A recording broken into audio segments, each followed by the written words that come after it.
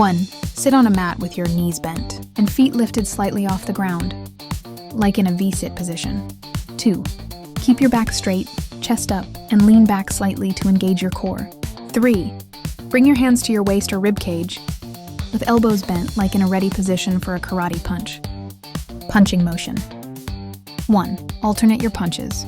Extend one arm straight in front of you, like a karate punch. As you do, pull the other arm back toward your side, with the elbow bent, as if chambering for the next punch. 2. Rotate your torso slightly with each punch to engage. The obliques, core rotation. I punch forward with purpose, not speed. Focus on form. Straight arm. Palm down.